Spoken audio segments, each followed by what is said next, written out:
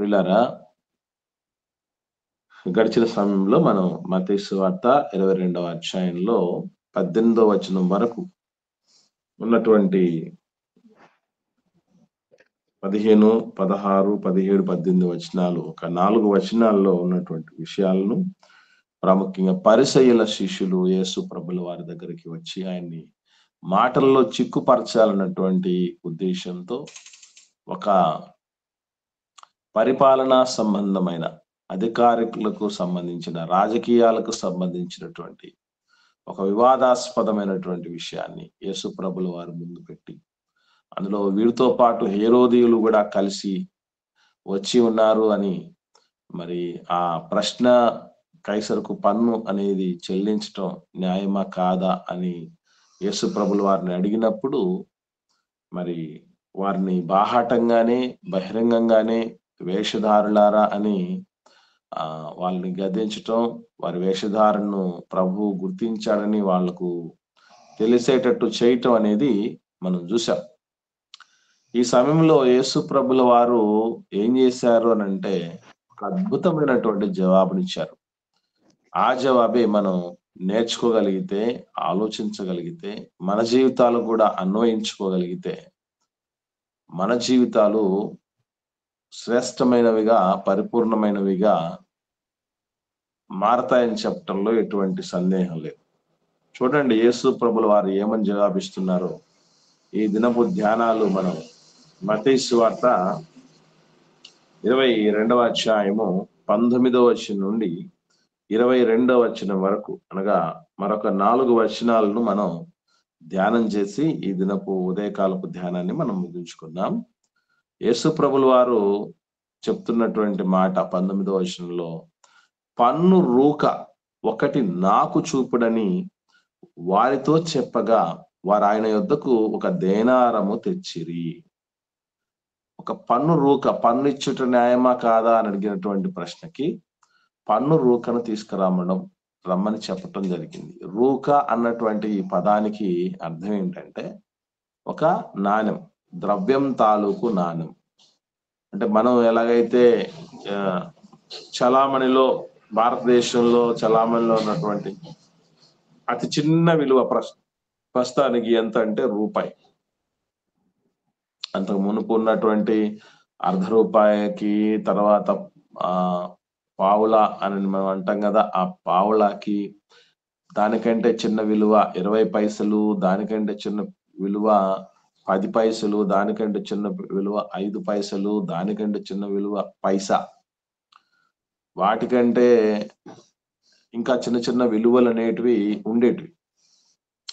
So ఇవన్నీ కూడా పోయాయి. కాలక్రమేణా ఏమైపోయాయంటే, వాస్తవంగా చెప్పాలంటే ఇది శుభపరిణామం కాదు.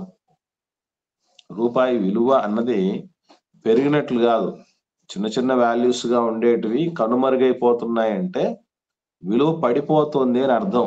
మనం ఏదేదో అనుకోకూడదు ఇక్కడ. సో ఆ పడిపోతున్నటువంటి విలువ, ఆ కరెన్సీ తాలూకు మనకు తెలుసు ఆల్రెడీ. ప్రస్తుతానికి మనం రూపాయి మొదలుకొని నాణ్యాలు చలామణిలో ఉన్నాయి మన దేశంలో.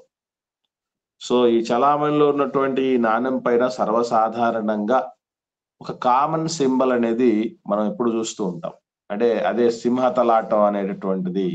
అంటే 4 సింహాలు యొక్క బొమ్మ ఆ సారనాథు స్తూపంలో నుంచి తీసుకోవటం జరిగింది, అశోకుడు వేయించినటువంటి దానిలో నుంచి. అలా ప్రతి దేశపు కరెన్సీలో ఒక ప్రత్యేకత కనబడుతుంది. అలాగే ఇప్పుడు రోమా ప్రభుత్వపు కరెన్సీ ఏదైతే పన్ను రూక లేదా నాణ్యం, ఈ ద్రవ్యం తాలూకు నాణ్యాలు ఏవైతే ఉంటున్నాయో, కాయిన్స్, ఈ కాయిన్ మీద ఏముంటుంది అని అంటే అక్కడే వాళ్ళు చెప్తారు. యేసు ప్రభుల వారు కూడా అడుగుతారు. వాళ్ళు అడిగిన వెంటనే తెచ్చిచ్చేస్తారు ఇబ్బంది లేకుండా. ఎందుకనంటే వాళ్ళకి తెలుసు దేనారం అన్నటువంటి దాని విలువ మనం ఎలా అర్థం చేసుకోవాలంటే, ఇప్పుడు మనం మన భాషలోకి తెలుసుకోవాలంటే దాన్నే దిన్నర్ అనే దగ్గరలో ఉన్నాయి చూడండి. దేనారము, దినార్లు అని మనం సౌదీ అరేబియా కరెన్సీ ఉంటుంది చూసారా, యుఏఈ కరెన్సీ అంటారు దాన్ని, యునైటెడ్ అరబ్ ఎమిరేట్స్ యొక్క కరెన్సీ దిన్నర్ అనేటటువంటిది రోమా ప్రభుత్వపు పరిపాలన కాలంలో దేనారము అని చెప్పబడింది. సో ఈ దేనారము లేదా ఈ దిన్నర్ అనేటటువంటిది ఏదైతే ఉందో అది ఒక దినపు కూలీకి సమానం. ఒక దినపు కూలీకి సమానం. మనం ఇది వరకటి అధ్యాయాల్లో ఈ విషయాలు క్లారిటీగా తెలుసుకున్నాం. ఆనాటి కాలం అంటే అది ఎంత వాల్యుబుల్ కాయిన్ అనేటటువంటిది మనం ఇక్కడ అర్థం చేసుకోవాలి. ఎంత విలువైనది అని అంటే అప్పటికి ఆ కాయిన్ అంటే ఇప్పుడు మనకు అర్థం కావడానికి ఇప్పుడున్నటువంటి విలువల ప్రకారం ఒక దినపు కూలి మరీ ఎంత తక్కువ అనుకున్నా కూడా 500 నుంచి 1000 రూపాయల వరకు ఉన్నటువంటి పరిస్థితులు మనం చూస్తున్నాం. ఆ 500 తెచ్చుకోవాలన్నా 1000 రూపాయలు తెచ్చుకోవాలన్నా నోట్లు ఉన్నాయి తప్ప కాయిన్స్ లేవు కదా. మనకి కాయిన్స్ లేవు. 10 రూపాయల కాయిన్ ఈ మధ్యకాలంలో 20 రూపాయల కాయిన్ కూడా రిలీజ్ చేసింది గవర్నమెంట్. కానీ 500 రూపాయలకు సంబంధించిన కాయిన్లు 1000 రూపాయల కాయిన్లు లేవు. కానీ 2000 సంవత్సరాల క్రితమే ఒక రోజు కూలి అంత విలువ చేసే కాయిన్ ఉండేది. అదే ఈ దేనారము అనేటటువంటిది. సో అది అడగగానే వాళ్ళు వెంటనే తీసుకొచ్చేసారు. హేరోదీల పరిసయ్యుల శిష్యులు గాని హేరోదీలు గాని డబ్బు కొదవలేని వాళ్ళు కాదు కదా. వెంటనే తీసుకొచ్చి యేసుప్రభుల వారి దగ్గరికి తెచ్చిచ్చారు. అప్పుడు ప్రభు అడిగినటువంటి ప్రశ్న ఏమిటి అని అంటే 20వ వచనంలో, మత్తయి సువార్త 22వ అధ్యాయం 20వ వచనంలో, అప్పుడు ఆయన వారు ఈ మాట ప్రశ్న యేసుప్రభుల వారు అడగగానే తీసుకొచ్చారు. ఆ తీసుకొచ్చినప్పుడు అడుగుతున్నటువంటి ప్రశ్న, ఈ రూపము పై వ్రాత ఎవరివి అని వారిని అడుగగా వారు కైసరువి అనిది. చాలా సింపుల్ ప్రశ్న అడిగాడు ప్రభు. ఈ రూపం ఎవరిది అంటే ఒక కాయిన్ మీద ఒక రూపం ఉంటుంది, ఒక రాత ఉంటుంది. ఈరోజు మన కరెన్సీలో ఉన్నటువంటి కాయిన్స్ మీద కూడా ఏదో ఒక రూపం. ఈ మధ్యకాలంలో మనం కొన్ని చూస్తూ ఉంటాం. అవేంటంటే ఒక జాతిని ప్రభావితం చేసినటువంటి నాయకుని యొక్క 100వ జయంతి సందర్భంగా లేదా 75వ పుట్టినరోజు సందర్భంగా లేదా 125వది లేదా 150వ పుట్టినరోజు సందర్భంగా వాళ్ళ పేరిట కాయిన్స్ అనేది రిలీజ్ చేస్తూ ఉంటారు. ఇదొక ప్రాసెస్. మొత్తానికైతే ఆ పేరిట మీన్స్ వాళ్ళ యొక్క రూపం, పై రూపము అనేది వచ్చేటట్టు, వాళ్ళ ముఖం వరకు మాత్రమే ఉన్నటువంటి రూపము ఆ యొక్క కాయిన్ మీద వచ్చేటట్టుగా చూస్తాం. తర్వాత రాత కూడా ఉంటుంది. అది గవర్నమెంట్ ఆఫ్ ఇండియా అని రాసి ఉంటుంది. అంటే ఏ దేశానికి సంబంధించిన కరెన్సీ అనేది మెన్షన్ చేయబడాలని, దాని విలువ ఎంత అంటే దేనారం అయితే దేనారం అని రాయబడి ఉంటుంది. 10 రూపాయలు అయితే 10 రూపీస్ అని రాసి ఉంటుంది. కాబట్టి మనం దాని మీద ఒక రూపం అనేది ఉంటుంది, ఒక పై రాత అనేటటువంటిది ఉంటుంది. కాబట్టి ఈ రాత కామన్, ఆ రూపము కామన్. అది ఎవరి తాలూకు ఉంటాయి అని అంటే ఒక్కొక్క దేశంలో ఒక్కొక్క రకమైనటువంటి రూపాలు ఉంటాయి. ఇక్కడ రోమా ప్రభుత్వం యొక్క అధికారంలో ఉన్నటువంటి జనాలకు ఎలాంటి పరిస్థితి ఉంది అంటే ఒక్కటే, ఇక్కడ దేశానంతటినీ పరిపాలిస్తున్నటువంటి చక్రవర్తి యొక్క పైరూపం. ఆ చక్రవర్తిది ఎందుకు ఏర్పాటు చేశాడంటే ఎట్టొచ్చి ఇది నాకు చేరాల్సింది అని సింబాలిక్ గా చెప్పినట్టు. అంటే చక్రవర్తి ఫోటో పై రూపం ఏదైతే ఉందో, ఆ రాత ఏదైతే ఉందో అది ఆ యొక్క అధికారిని సూచిస్తుంది. ఇది నా సొంతమయ్యేది అనేది సూచిస్తుంది. మనం సంపాదిస్తున్న ప్రతి రూపాయి ఎటొచ్చి ఏదో ఒక రూపాయిన సర్కారుకు, గవర్నమెంట్ కు చేరిపోతుంది. ఒకానొక లెక్కల ప్రకారం మనం ఆలోచన చేస్తే ఒక ఎంప్లాయీ కనీసం ఒక నెల జీతం మొదలుకొని 4 నెలల జీతం వరకు గవర్నమెంట్ కు ట్యాక్స్ రూపంలో కడతారట. ఒక నెల మొదలుకొని 4 నెలల జీతం ఏదైతే అంటే మన కోసం మనం కష్టపడుతుంది, గవర్నమెంట్ కోసం కష్టపడేది 4 నెలలు అయితే సంవత్సరంలో, మిగిలినవి 8 నెలలు మాత్రమేనట. ఆ రకంగా పన్ను సిస్టమ్ అనేది జనరేట్ చేయటం జరిగింది ప్రభుత్వాలు.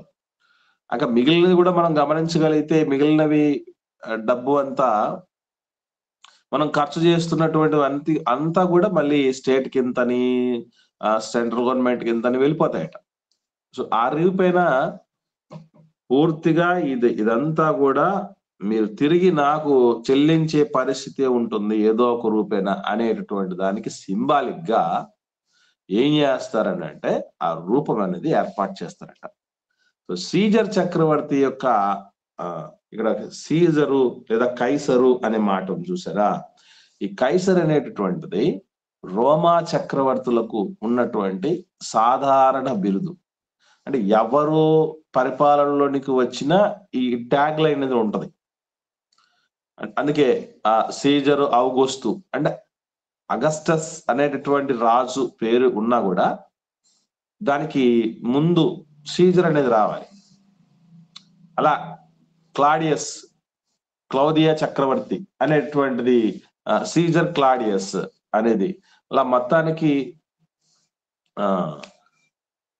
కైసరు అనేటటువంటి తెలుగు పదం అయితే ఇంగ్లీష్ లో సీజర్ చక్రవర్తులు, రోమాని పరిపాలించినటువంటి పరిపాలకులకు ఉన్నటువంటి ఒక కామన్ నేమ్ అది. సో ఈ మాట అడిగిన తర్వాత యేసు ప్రభులు వారు ఎవరివి అని అడిగారు కదా, అనగానే వాళ్ళు ఆన్సర్ చెప్పేశారు కైసరివి అని. ఎందుకంటే ఈజీగా ఆన్సర్ చేయగలిగినటువంటి ప్రశ్న అది. రూపం చూడగానే ఎవరి రూపం అనేది అర్థమైపోద్ది, చక్రవర్తి రూపం. ఇప్పుడు మన రాష్ట్రాన్ని పరిపాలిస్తున్నది ఎవరనేది బొమ్మ చూపిస్తే ఈజీ కనుక్కుంటారు కదా. మన దేశాన్ని పరిపాలిస్తున్నది ఎవరనే బొమ్మ అనేది చూపించగలిగితేనే ఈ బొమ్మ ఎవరిది అనేది ఈజీ కనుక్కోవచ్చు. అంత ఫెమిలియర్ అయి ఉంటారు కదా, ప్రతి చోట వాళ్ళ మాట వినబడుతూ ఉంటుంది, వాళ్ళ రూపము కనబడుతూ ఉంటుంది. ఏదో ఒక రూపేణ న్యూస్ ఛానల్స్ లోను, ప్రింట్ మీడియాలోను, ఫ్లెక్సీలు, పోస్టర్లు, పాంప్లెట్స్, పథకాలకు సంబంధించిన విషయాలు ఏదన్నా ప్రింట్ చేసి గవర్నమెంట్ తరఫున వస్తున్న ప్రతి దానికి కూడా జనసమర్థం ఉన్నటువంటి ప్రదేశాల్లో వాళ్ళ తాలూకు బొమ్మలు, వాళ్ళ పేర్లు, ఎవరు అన్నటువంటి విషయాన్ని రాసి ఉంటారు.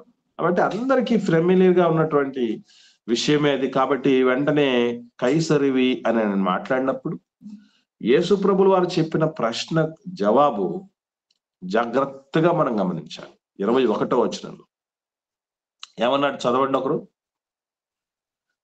అందుకాయన అలాగైతే కైసరివి కైసరుకును, దేవునివి దేవునికి చెల్లించుడని వారితో చెప్పెను. సో ఇందులో చాలమ్మా కృష్ణ, ఇందులో మనం యేసు ప్రభుల వారు చెప్తున్నటువంటి జవాబులో ఎప్పుడైనా మీరు గమనించండి, ప్రశ్న సహేతుకంగా లేకపోవచ్చు గాని, ప్రశ్నలో సంపూర్ణత లేకపోవచ్చు గాని, ప్రశ్న విశ్వసనీయత లేనిది కావచ్చేమో గాని, ప్రశ్న అనేది చిక్కుపరచడానికి ఏదన్నా కుయుక్తితో కుట్రకోణం ఉండొచ్చేమో గాని, యేసు ప్రభు చెప్తున్నటువంటి ఆన్సర్ అరకొరగా మాత్రం ఉండదు, అసంపూర్ణంగా అస్సలు ఉండదు. పర్ఫెక్ట్ ఆన్సర్ ఉంటుంది, పరిపూర్ణంగా ఉంటుంది. సరైన జవాబు, సంపూర్ణ జవాబు యేసు ప్రభు ఇచ్చే జవాబు. అందుకు ఆయన చెప్తున్నటువంటి మాట, కైసరివి కాబట్టి రూపం ఉంది, రాత కైసరుకు ఉందిగా, పేరు ఉన్నాయి కాబట్టి అవన్నీ ధర్మంగా ఆయనకు చెల్లించాల్సినవి ఆయనకి చెల్లించాలి. అంటే పన్ను చెల్లించాలి అని చెప్పాడు ప్రభు. పన్ను చెల్లించాల్సిందే, గవర్నమెంట్ కు మనం ట్యాక్స్ పే చేయాల్సిందే అన్నటువంటి ఆ మాట చెప్పడం జరిగింది. అందుకే ఈరోజు మేము ఇప్పటికీ నేను జాబ్ లో జాయిన్ అయ్యి 16 ఏళ్ళు పూర్తయిపోయాయి, 17వ సంవత్సరం జరుగుతోంది. ఈ 16 ఏళ్లుగా ప్రతి నెల వస్తున్నటువంటి జీతంలో ట్యాక్స్ గవర్నమెంట్ కట్ చేసుకుంటుంది. సంవత్సరం అంతంలో మా ఫిబ్రవరి మాసం ఆ టైంలో అంటే ఫైనాన్షియల్ ఇయర్ అనేది ఒకటి ఉంటుంది. మార్చితో మొదలయ్యి ఫిబ్రవరితో క్లోజ్ అయిపోతుంది. అలా ఫైనాన్షియల్ ఇయర్ ఎండింగ్ టైంకి కూడా మళ్ళీ ఇన్కమ్ ట్యాక్స్ అనేది పే చేయాల్సింది ఉంటుంది. ఇది ఎప్పుడు కూడా జరిగిపోయే ప్రాసెస్. ప్లస్ మనం కొంటున్నటువంటి ప్రతి దాంట్లో కూడా ట్యాక్స్లు ఉంటాయి, తింటున్న దానిలో ట్యాక్స్లు ఉంటాయి. ప్రతి దానికి ట్యాక్స్లు అనేది మనం ముక్కుపిండి వసూలు చేస్తున్నారు, కడుతున్నాం మనం. అంటే ఇది ఎట్లా ఉంటదంటే ఇక్కడ ట్యాక్స్ సిస్టమ్ మన దేశంలో వాళ్ళు మన దగ్గర మీరు ఇవ్వండి అనే రిక్వెస్ట్లు ఏమి ఉండవు. ఇక ఆల్రెడీ వాడు కటింగ్ చేసేసుకుంటాడు. మనం మాట్లాడడానికి వేరే వాయిదాలు వేయటానికో లేకపోతే చూస్తాంలే చేస్తాంలే ఆయన మీకెందుకు ఇవ్వాలని అడగడానికి చేయటానికి కూడా అవకాశం లేనటువంటి రీతిలో ఉంటాయి ఇక్కడ ట్యాక్స్ సిస్టమ్. సో ట్యాక్స్ అనేది పే చేయాల్సిందే అన్నటువంటి మాట చెప్పడం జరిగింది. ఎందుకనంటే వాళ్ళకు అభ్యంతరం కలగజేయకుండాలి, ప్రభుత్వానికి అభ్యంతర కారణంగా మనం ఉండకూడదు అన్నటువంటిది యేసు ప్రభుల వారి ఆలోచన. ఆయన క్రింద ఉన్నటువంటి వాళ్ళందరూ ఆలోచన ఇదే. ఇకపోతే ఇక్కడితో ఆగిపోలే ప్రభు, దేవునివి కూడా ఉన్నాయి అని వాళ్ళతో చెప్తున్నారు. ఈ విధంగా అంటే సీజర్ చక్రవర్తికి చెయ్యాల్సినవి చెల్లించాల్సినవి చెల్లించండి అని ప్రభు చెప్పినటువంటి మాటల్లో ఆంతర్యం ఏంటంటే సీజర్ చక్రవర్తిని మీరు ఏదో నెత్తిన పెట్టుకోండి, పూజించండి, ఆరాధించండి అనేది కాదు. ఎందుకంటే ఇప్పుడు పన్ను ఇచ్చుట అనే మాట ప్రశ్న రూపంలో మనకు కనబడుతుంది. 17వ వచనంలో ఏముంది చూడండి. ఇచ్చుట అనుందా లేదా? కైసరుకు పన్ను ఇచ్చుట అనుందా? ఉంది కదా. కానీ ప్రభు మాత్రం ఆన్సర్ చెప్పేటప్పుడు ఏమన్నారు? చెల్లించండి అన్నాడు. ఈ డిఫరెన్స్ మీకు ఏమన్నా ఐడియా ఉందా? ఇవ్వడం, చెల్లించటం, డిఫరెన్స్ ఏమైనా తేడా ఏమైనా అనిపిస్తోందా ఈ రెండు పదాలకు మధ్య? ఆడ ఇవ్వాలి అని ఉందినా, ఈడ ఇయ్యాలి అని ఖచ్చితంగా చెప్తాడండి. అది కాదమ్మా, నేను అడుగుతున్న ప్రశ్న ఏంటంటే ఇచ్చుట, పన్నిచ్చుట అనేది ప్రశ్నలో ఉంది. పరిసయ్యుల శిష్యులు అడుగుతున్నటువంటి ప్రశ్నలో పన్ను ఇచ్చుట అనే పదం కనపడుతుంది. కానీ ప్రభు వారు ఏం చెప్తున్నారంటే పన్ను చెల్లించండి అన్నాడు కదా. అంటే అది ఆర్డర్ ఉంది, తేడా ఉంది. ఇవ్వడం అంటే అది మన ఇష్టపూర్వకంగా ఇవ్వడం, చెల్లించండి అంటే అది ఆర్డర్ గా, అది తప్పనిసరి అని గవర్నమెంట్ ఆర్డర్. వెరీ గుడ్ అమ్మా. ఇక్కడ మనం గుర్తుపెట్టుకోవాల్సిన విషయం ఏంటంటే ప్రభుల వారి నోట నుండి వస్తున్న మాటకి మిగిలిన వ్యక్తుల నోట నుండి వస్తున్న మాటలకి చాలా డిఫరెన్స్ ఉంటుంది. అది ఫస్ట్ ఆఫ్ ఆల్ మనం గమనించాలి. వాళ్ళు ఇవ్వాలా అన్నటువంటి, ఇవ్వడం ఇవ్వకపోవడం అనే ప్రశ్న వాళ్ళు అడిగితే ప్రభు చెప్తున్న జవాబు మాత్రం ఏమై ఉంది అని అంటే చెల్లించండి అని మాట. ఇవ్వండి అనొచ్చు ఆయన కూడా, పోనీ ఇవ్వద్దు అని చెప్పచ్చు. ఇవ్వడం ఇవ్వద్దు అనేటువంటి ఎస్ఆర్ నో అనేటువంటి పదాలు వీటితోనే మనం క్లోజ్ చేసుకోవచ్చు. కానీ యేసు ప్రభులు వారు వాడినటువంటి పదజాలం చెల్లించటం అనంటే గుర్తుపెట్టుకోవాల్సిన విషయం ఏంటంటే ఒకరి రుణాన్ని తీర్చటం అనే అర్థం వస్తుంది. ఒకరి రుణాన్ని తీర్చటం అని అర్థం వస్తుంది. గుర్తుపెట్టుకోవాల్సిన విషయం ఏంటంటే ప్రభుత్వం గురించి ముందు మనకు అర్థం అవుతే ప్రభు గురించి కాస్త కోస్త అర్థం అవటానికి అవకాశం ఉంటుంది. ప్రభుత్వానికి ప్రతి పౌరుడు రుణపడి ఉండాలి. ఎందుకు అనంటే ఈరోజు మనం రోడ్ల మీద ప్రయాణం చేస్తున్నాం. మనకై మనం రోడ్లు వేసుకోవాలంటే అయ్యే పనైనా చెప్పండి? మనకై మనం వీధి లైట్లు వేసుకోవాలంటే, మనకై మనం ట్రాన్స్పోర్ట్ చేసుకోవాలంటే, ఇప్పుడు మనకు కావాల్సినటువంటి వస్తువులన్నీ తెచ్చుకోవాలంటే మన దగ్గర లారీ మనమే కొనుక్కోవాలి. అవుద్దది? ఎంత కష్టం అంటే అసలు మీకు తెలుసో తెలీదో, ఈరోజు మనం కొంటున్నటువంటి సిలిండర్ ఏదైతే ఉందో అది యాక్చువల్ రేట్ అది కాదటండి. తెలుసా మీకు? మనం ఏమనుకుంటాం అంటే తక్కువ రేటుకు వచ్చింది మనకు ఎక్కువ రేటుగా అమ్మేస్తున్నారేమో అనుకుంటాం. కాదు. ప్రతి సిలిండర్ మీద గవర్నమెంటే, సెంట్రల్ గవర్నమెంట్ సబ్సిడీ అనేది ఇచ్చేసి, అంటే తగ్గింపు ఇచ్చేయడం వలన ఆ రేటుకి మనకు వస్తుందట. అంటే మొత్తానికి ప్రభుత్వం అన్నదానికి మనం 100% రుణంలో ఉన్నాం. చాలా చేస్తుంది ప్రభుత్వం మన కోసం. సర్కారీ బడులను పెడుతుంది. ఈవెన్ మనకు ఏదైతే నిత్యావసర సరుకులు కొంటున్నామో అవన్నీ కూడా యాక్చువల్ రేట్స్ కాదవి. మనం అనుకుంటా ఉంటాం ఎక్కువ వేస్తారు, మామూలుగా అయ్యే ఖర్చు ఇంతనని. అనే కాదు, అంతవరకు ఎందుకండి. స్టోర్లో అమ్మే వస్తువులు ఉన్నాయి. సాధారణంగా బయట కొనే వాటికంటే స్టోర్ లో రేట్ తక్కువ ఉంటుందా, ఎక్కువ ఉంటుందా? చాలా తక్కువ ఉంటది. మీకు ఇంకో విషయం చెప్పమంటారా? స్టోరు బియ్యం అన్నింటికంటే ఆరోగ్యదాయకమైనటువంటివి. ఈ సోనా మసూరి బియ్యాలు ఇవన్నీ కూడా ఎక్కడ పోవాలో పనికిరాని చెత్తట దాంతో పోలిస్తే.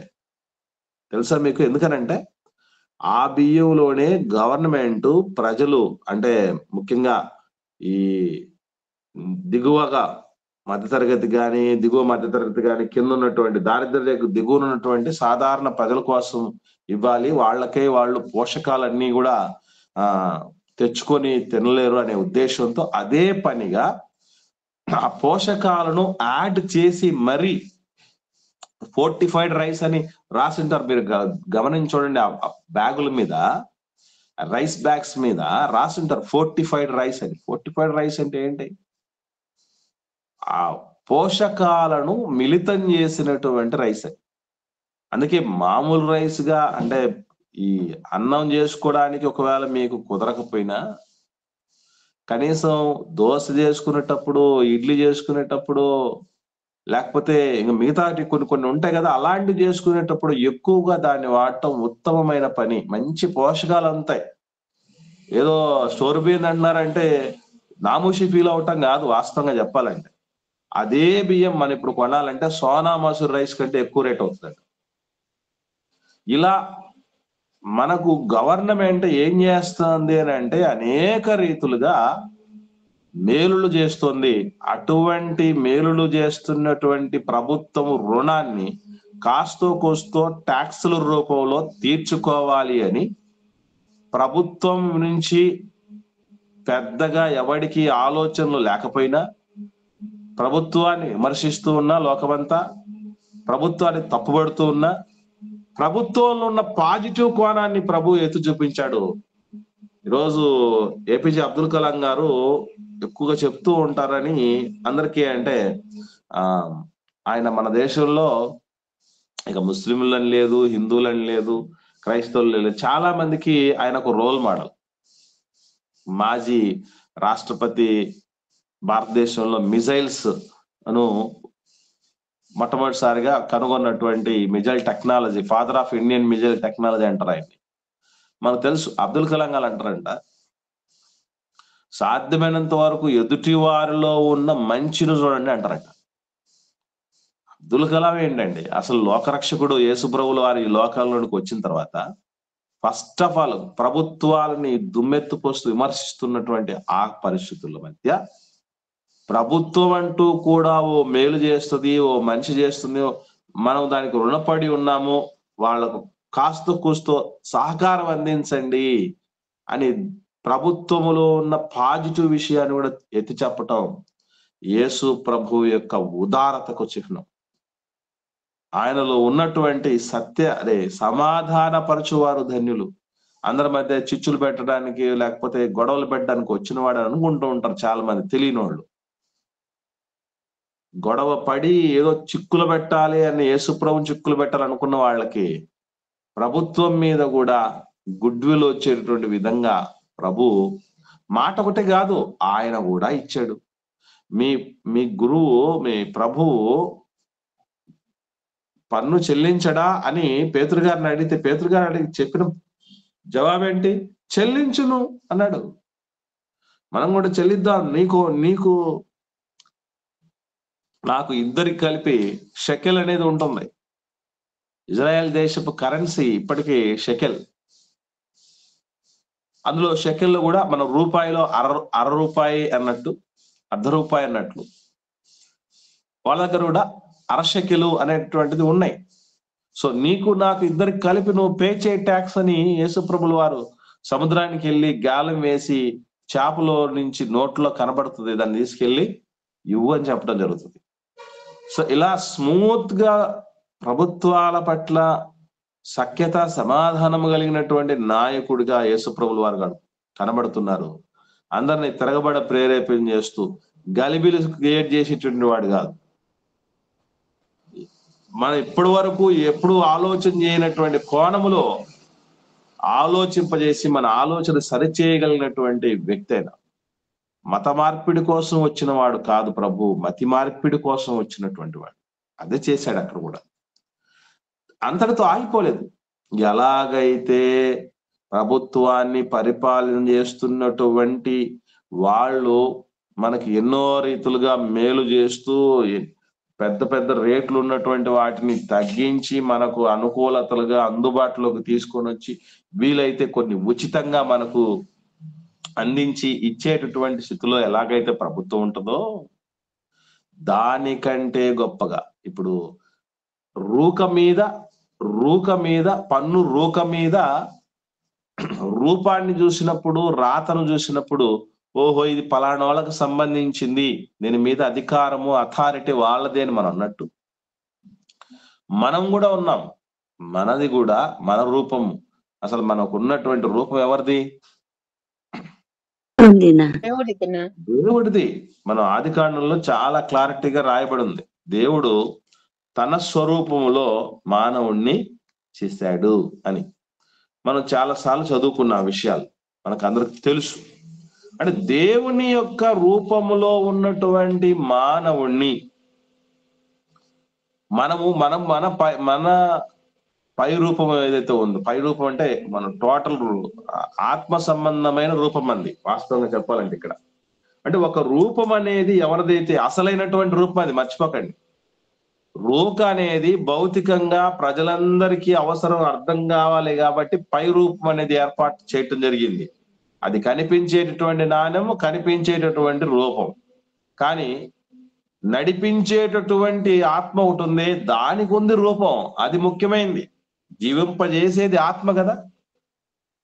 ఆత్మయే జీవింపజేయుచున్నదని. జీవింపజేసే ఆత్మకున్న రూపం దేవునిది. దేవుడి స్వరూపం అనేటటువంటిది ఉంది. ఇంతకు దేవుడి స్వరూపం అంటే ఏమనుకుంటున్నారు మీరు? దేవుని రూపము స్వరూపము అనేటువంటి మాటకి అర్థాలు ఏమనుకుంటున్నారు? ఆయన గుణ లక్షణాలనే ఆయన స్వరూపము అనుకోవాలి. గుణ లక్షణాలు ఏంటమ్మా కొన్ని చెప్పండి అమ్మా. ఆయన ప్రేమ, ఆయన మంచితనము. ఓకే. సో మన బైబిల్లో క్లారిటీగా 3 రూపాలు దేవుడికి తాలూకు విషయాలు కనబడతాయి. అవి మనం తెలుసుకోవాలి. అందులో సహోదరమైన ఒక మాట చెప్పడం జరిగింది. దేవుడు ప్రేమ స్వరూపి అని రాయబడింది కదా, మనకు తెలుసు కదా. ప్రేమ స్వరూపి అంటే దేవుడి రూపం ప్రేమ. అంటే నిజంగా మనలో దేవుడి రూపం ఉందంటే మనలో కూడా ఏం కనబడాలంటే ప్రేమ కనబడాలి. ప్రేమను చంపుకోకూడదు, ప్రేమను తక్కువ చేసుకోకూడదు. ఎవరి పట్లనైనా సరే ప్రేమను మనం పెంచుకోగలగాలి తప్ప తుంచుకునే పరిస్థితుల్లోనికి వెళ్ళకూడదు. అది దేవుడి లక్షణం. నంబర్ 1. దేవుడి లక్షణం మరొకటి ఏంటంటే యేసు ప్రభుల వారు తండ్రికి ప్రార్థన చేస్తూ ఒక మాట అంటాడు. ఆయన 17వ అధ్యాయం యోహాను సువార్త 17వ అధ్యాయం. ఇంత ముందు కూడా మేము మీరు చెప్పడం జరిగింది, మరి మర్చిపోయారు మీరు అంతే. దేవుడి రూపం ఎలా వచ్చింది మనకు, అసలు ఆయన రూపం ఏంటి మనకు అది అర్థమవుతే ఆ రూపం మనలో మనం కాపాడుకున్నావా లేదా పోగొట్టుకున్నావా అని అర్థమవుతుంది మనకి. దేవుడిది ప్రేమ స్వరూపం. Very good. 1. 2వది యోహాను సువార్త 17వ అధ్యాయము 25వ వచనం చదవండి.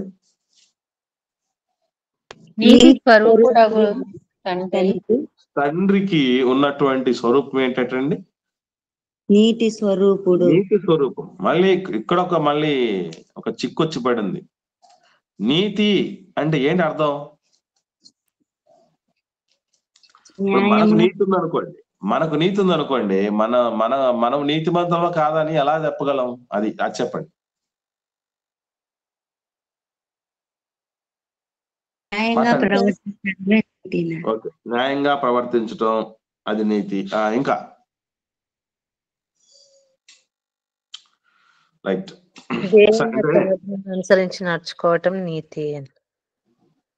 వెరీ గుడ్ అమ్మా. ఇక్కడ ఒకసారి ఈ లూకాసు వార్త 1వ అధ్యాయము 5-6 వచనాలు చూద్దాం. మనకు నీతి అంటే ఎక్కడ క్లారిటీ కనబడుతుంది. చదువుదాం. 1వ అధ్యాయము 5-6 వచనాలు చదవండి అమ్మా. యూదా దేశపు రాజైన హేరోదు దినములలో అబియా తరగతిలోనున్న జకర్యా అను ఒక యాజకుడుండెను. అతని భార్య అహరోను కుమార్తెలలో ఒకతే. ఆమె పేరు ఎలిజబెత్. వీరిద్దరూ ప్రభు యొక్క సకలమైన ఆజ్ఞల చొప్పునను న్యాయ విధుల చొప్పునను నిరపరాధులుగా నడుచుకొనుచు దేవుని దృష్టికి నీతిమంతులై ఉండిరి. ఇప్పుడు చెప్పండి, నీతి అంటే ఏంటి? నీతిమంతులు అంటే ఎవరు? దేవుని ఆజ్ఞలను న్యాయ విధులను నడుచుకోవడం. ఎలా నడుచుకోవాలంటమ్మా? అది కూడా అపరాధులుగా నడుచుకోవాలి. సకలమైనటువంటి ఆజ్ఞలు చొప్పున, 1-2 కాదు, 100 ఉంటే 100.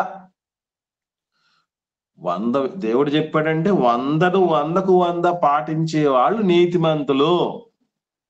ఇప్పుడు మనలో ఎంతమంది ఉండొచ్చు అంటారు నీతిమంతులు?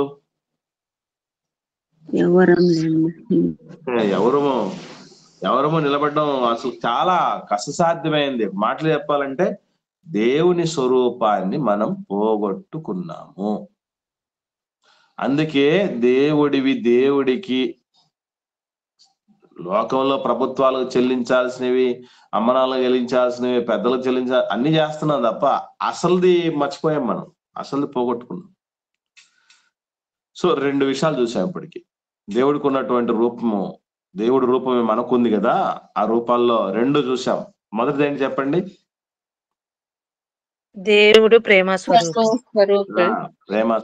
తర్వాత నీతి స్వరూపుడు. 3వ చూద్దాం. 6వ అధ్యాయం ప్రకటన గ్రంథం 6వ అధ్యాయము 10వ వచనం చూద్దాం. 10వ వచనం. వారు నాదా సత్య స్వరూపి పరిశుద్ధుడా, ఎందాక తీర్పు తీర్చకయు మా రక్తము నిమిత్తము భూనివాసులకు ప్రతిదండన చేయకయు ఉందువని బిగ్గరగా కేకలు వేసిరి. అంటే దేవుని స్వరూపం 3వది వచ్చింది. ఏంటది చెప్పండి? సత్య స్వరూపుడు. సత్య స్వరూపి అని. మరి మనకు సత్యం ఉందా? మనం సత్యవంతులమా కాదా అని తెలుసుకోవాలంటే ఏంటి టెస్ట్ ఏంటి చెప్పండి? కొలమానం ఏంటి? ప్రమాణం ఏంటి? క్రియలే మనకు సత్యం చెప్తున్నామా లేదా అని తెలుస్తాయి. ఓకే, ఇంకా సత్క్రియలు సత్యవంతులమని మళ్ళీ అంటే సత్క్రియలు అంటే ఏంటనేది మళ్ళీ వెళ్ళాలమ్మా మనం, అంతే కదా? సత్క్రియలు అనగానే మళ్ళీ మనం ఏంటి అనేది వెళ్ళగలిగినటువంటి పరిస్థితి ఉంది. సరే, ఇక్కడ మనం సత్యమును అనుసరించి బతుకుతున్నామా లేదా అని ఎలా తెలుసుకోవాలంటే, సత్యం అంటే దేవుని వాక్యం. నీ వాక్య సారాంశము సత్యము అని రాయబడింది. ఒకసారి ఆ మాట కూడా చూద్దాం. 119వ కీర్తన 160వ వచనం ఒకసారి చూడండి.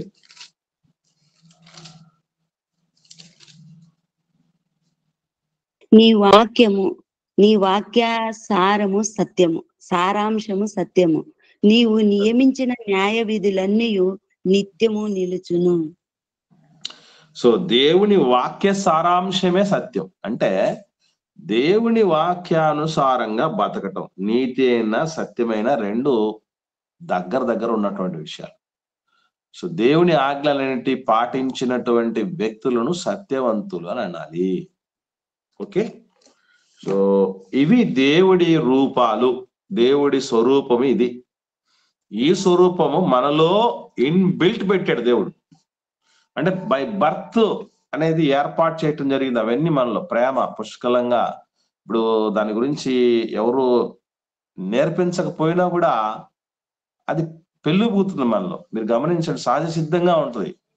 దానికోసం స్పెషల్ గా ఎవరు ప్రాక్టీస్ చేయించాల్సిన పని లేదు. నీతిగా ఉండాలి అన్నటువంటి ఆలోచన మానవుడు ఒకసారి కాబట్టి ఒకసారన్నా చేస్తాడు. ఎందుకంటే దేవుడు అది ఇన్బిల్ట్ గా పెట్టాడు మనలో. కనుక ఈ రూపం ఏదైతే ఉందో ఆ నాణ్యం పైన కైసరు రూపం ఉంది కనుక అది కైసరుకు సంబంధించింది.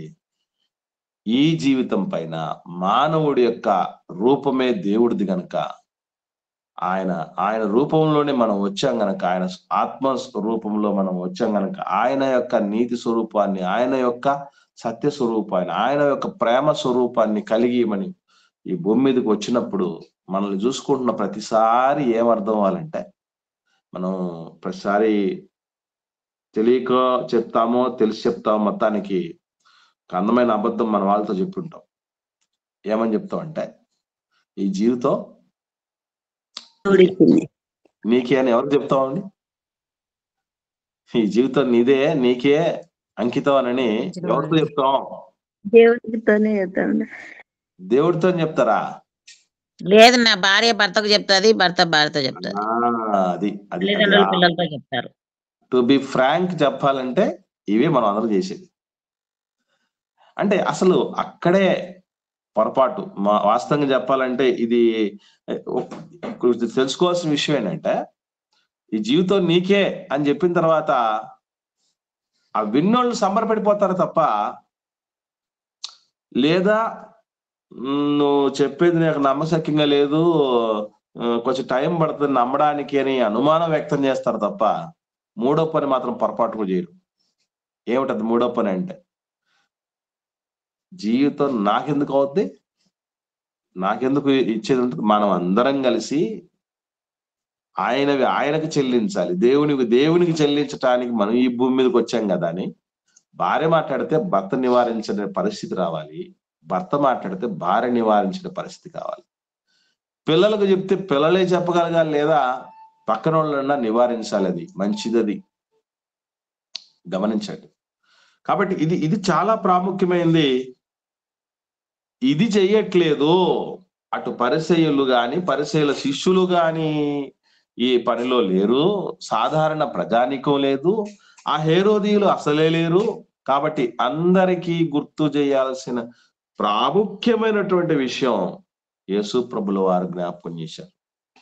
పౌలు గారు రోమిలకు రాసిన పత్రికలో మాట్లాడుతూ ఉంటాడు. చూద్దాం, 12వ అధ్యాయంలో మనం ఎప్పుడు చదువుతూ ఉంటాం. ప్రారంభ వచనం 12వ అధ్యాయం రోమిలకు రాసిన పత్రిక. కాబట్టి సహోదరులారా, పరిశుద్ధుడును దేవునికి అనుకూలమైన సజీవ యాగముగా మీ శరీరములను ఆయనకు సమర్పించుకొనుడని దేవుని వాత్సల్యమును బట్టి మిమ్మును బతిమాలుకొనుచున్నాను. ఇట్టి సేవ. గమనించండి, ఎందుకు మనం మన దేహాలను సమర్పించాలి అని అంటే, ఇక్కడ గుర్తుపెట్టుకోవాల్సిన విషయం ఏంటంటే, దేహము ఆత్మ రెండు అవినాభావ సంబంధం కలిగి ఉన్నాయి. ఆత్మ తన కార్యాలను చేయటానికి దేహాన్ని దేవుడు ఒక గుడారముగా ఏర్పాటు చేసి పంపించాడు, ఒక సాధకంగా తయారు చేసి పంపించాడు. కాబట్టి ఆత్మకు వేరుగా శరీరము లేదు, శరీరములకు వేరుగా ఆత్మ లేదు. గనక ఇక్కడ శరీరాలను సమర్పించండి అంటే, ఇన్ ద సెన్స్ ఆత్మ శరీరము కలిసినటువంటి మంచి శక్తియుక్తులు ఏదైతే మనకు మంచి ప్రాయంలో, ఇప్పుడు ఒక బాధ్యత ఒక వ్యక్తి మీద ఎప్పుడు పెట్టాలనుకుంటాం అంటే మంచి ప్రాయంలో ఉన్నప్పుడు. పెళ్లి ఎప్పుడు చేస్తామంటే మంచి యవనంలో ఉన్నప్పుడు పెళ్లి చేస్తారు. కారణం ఏంటంటే, అన్ని రకాలైనటువంటి సజీవమైనటువంటి స్థితిలో ఆ శక్తి గాని బలము గాని అవన్నీ కూడా పుష్కలంగా ఆ టైంలో ఉంటాయి కనుక ఆ బాధ్యత అనేది అతని మీద వాళ్ళ మీద పెడతాం జరుగుతుంది మనకి. అలాగే ఇక్కడ గమనించాల్సిన విషయం ఏంటంటే, మనం ఈరోజు దేవుడి మహిమ కోసం, దేవుడు వాడుకునే సాధనంగా మలవటం కోసం ఏ ప్రాయంలో మనం దేవుడి దగ్గరికి రావాలంటే, కొన్ని సంఘాలు సహవాసాలు చూస్తే సంఘ పెద్దలుగా 60 ఏళ్ళు అంటే రిటైర్ అయిపోయిన తర్వాత వాళ్ళని ఏర్పాటు చేస్తూ ఉంటారు. డీకెన్స్ అంటారు వాళ్ళు. డీకన్స్ అంటే ఎవరో కాదు, సంఘ పెద్దలు అని అర్థం. అలా రిటైర్మెంట్ అయిపోయిన తర్వాత వెళ్ళేటువంటి ఏర్పాటు చేసే పరిస్థితులు ఉంటాయి. దీనికి 1,00,000 కారణాలు చెప్తారు. ఎందుకంటే ఆ రిటైర్మెంట్ తర్వాతనే వాళ్ళు ఫ్రీగా ఉంటారు, ఏ బాధ్యతలు ఉండవు, ఫుల్ ప్లెడ్జ్డ్ గా సేవ చూసుకోవడానికి ఉంటది అనే ఆలోచన చేస్తున్నారు. టైం ఉంటది, బానే ఉంది, డ్యూటీలు ఏముండవు, బానే ఉంది. కానీ దేహం పనిచేస్తుందా ముందులాగా? ముందులాంటి ఆ టెంపర్ గాని, అప్పుడు ఉన్నటువంటి ఆ శక్తి, బలము, వేగము, తేజము అవన్నీ ఉండవు కదా. అటు దేవుడు ఏం చెప్తున్నాడంటే, బాల్య దినాల్లో సృష్టికర్తను స్మరణ తెచ్చుకోవాలి, యవ్వన ప్రాయంలో సృష్టికర్తను లోకానికి బలంగా మనం చాటగలగాలి. ఇది జీవితానికి సంబంధించిన విషయం, అది దేవుడికి ఇవ్వాల్సిందే.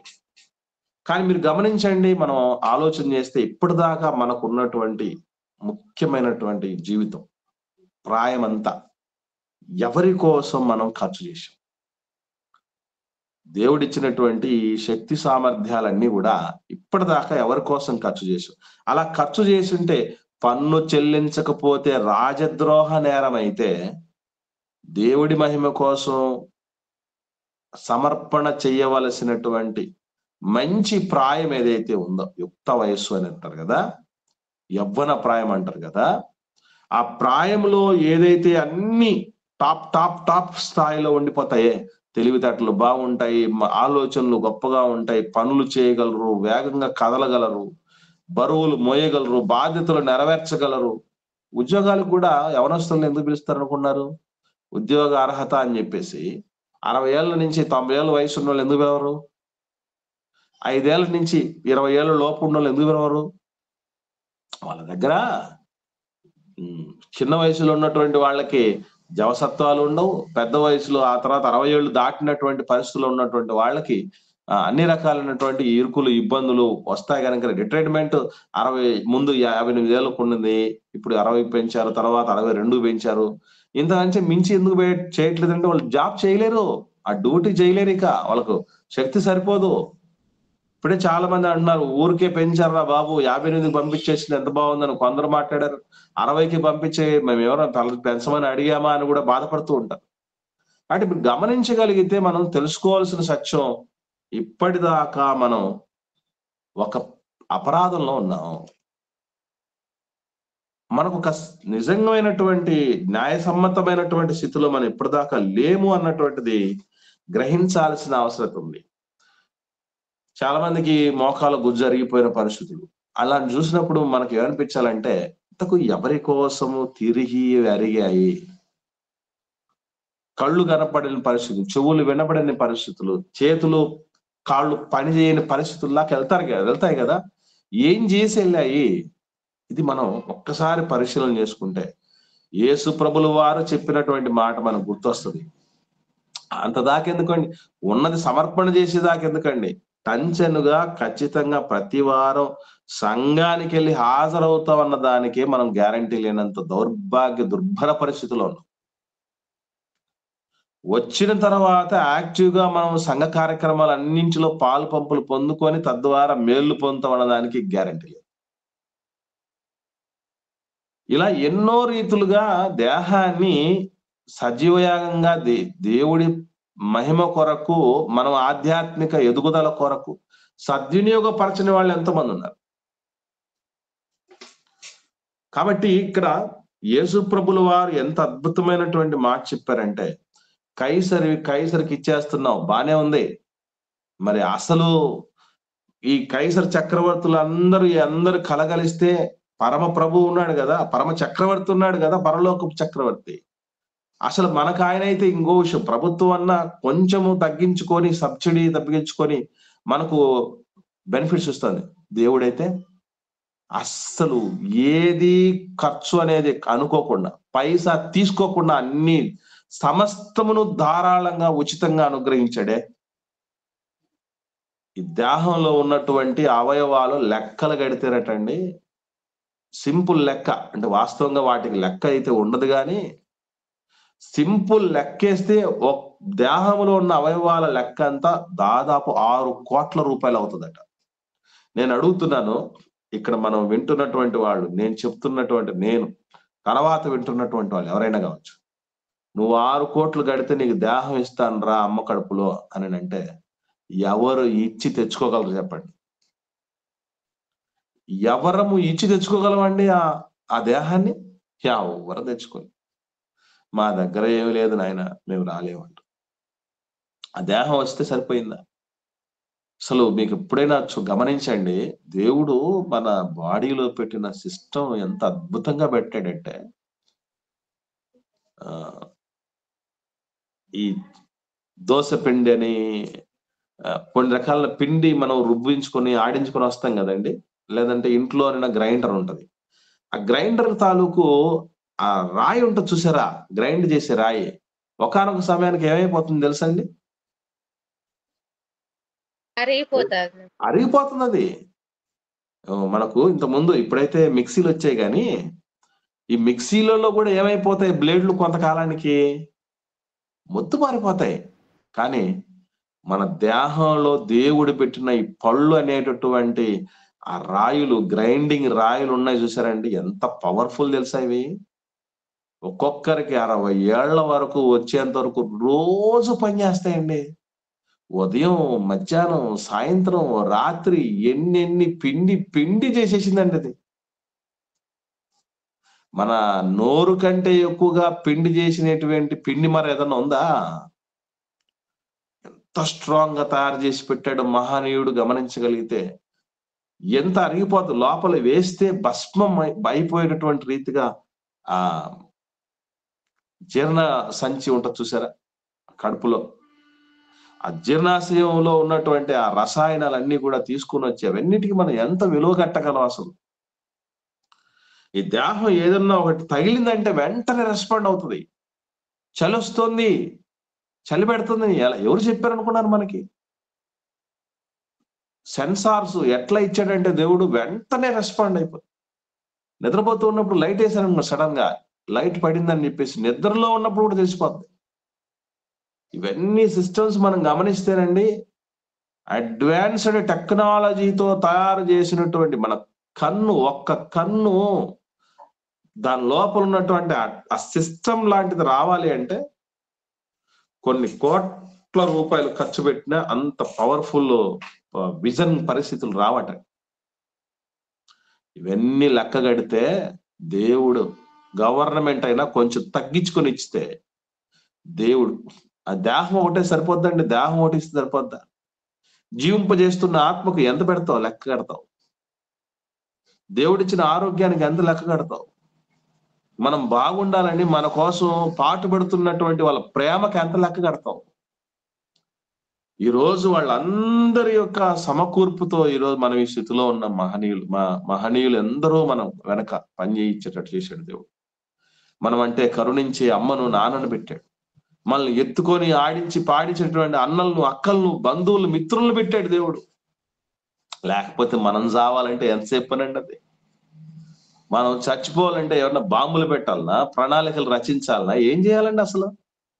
అప్పుడప్పుడు చెప్తూ ఉంటారు అమ్మ నాన్నలు, రే నువ్వు ఎంత దుర్మార్గుడు అని తెలుసుంటే, ఎంత తప్పుడు దానివి అని తెలుసుంటే అమ్మ, నేనేం చేసేదాన్ని, వడ్ల గింజ, మీకు తెలుసో తెలీదో, వడ్ల గింజ వేస్తే చాలు నోట్లో పిల్లలకి, చచ్చిపోతారు తెలుసా? వడ్ల గింజలు పడితే 4 వడ్ల గింజలు వేసేస్తే అయిపోయింది ఇక సంగతే. అంత పరిస్థితుల్లో నుంచి ఈ రోజు ఒక్కొక్కళ్ళము 20 ఏళ్ళు, 30 ఏళ్ళు, 40 ఏళ్ళు, 50 ఏళ్ళు, 60 ఏళ్ళు, 70 ఏళ్ళ వరకు నిలబడగలిగినటువంటి పరిస్థితి, నిలబెట్టగలిగాడంటే ఈ దీపాన్ని వెలిగించింది ఆయనే, ఈ దీపం వెలగాల్సింది ఆయన మహిమ కొరకే అని యేసు ప్రభుల వారు చెప్పిన అక్షర సత్యం ఈరోజు మనకందరికీ కనువిప్పు కలిగించాలి. జీవితమే అయిందన్నప్పుడు కనీసం కొన్ని విషయాల్లో కూడా ఈరోజు ఆయన మహిమ కలిగే విధంగా చేయలేకపోతున్నాం అంటే మనం ఎంత దోషులమైపోతున్నాం. పన్నులు ఎగవేస్తే డైరెక్ట్ గా వెంటనే వచ్చి ప్రభుత్వం మన మీద చర్యలు తీసుకుంటాం. దేవుడైతే ఆ పని చేయట్లేదని కదా మనం అలా ఉండేది.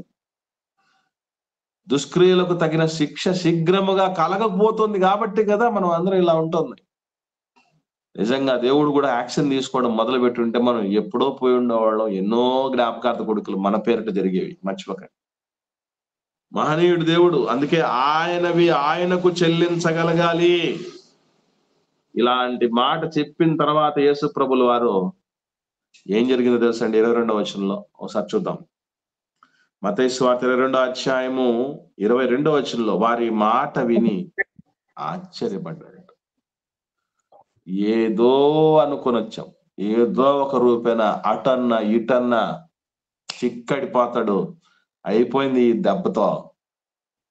అటు యూద సమాజంలోనైనా అతన్ని రప్చర్ చేయాలి, మనం అల్లరి చేయాలి, లేదు ఇటు అధికారుల పరంగానైనా సరే, ప్రభుత్వ పరంగానైనా అతన్ని పట్టుకోవాలి, చిక్కుపరచాలి, అరెస్ట్ చేసి తీసుకెళ్లిపోవాలి, రాజధోరణి అనగా చంపించేసేయాలని వెళ్ళిపోతే అసలు వాళ్ళు ఊహించని సమాధానం వచ్చింది. ఇద్దరికి దెబ్బలు పడ్డాయి.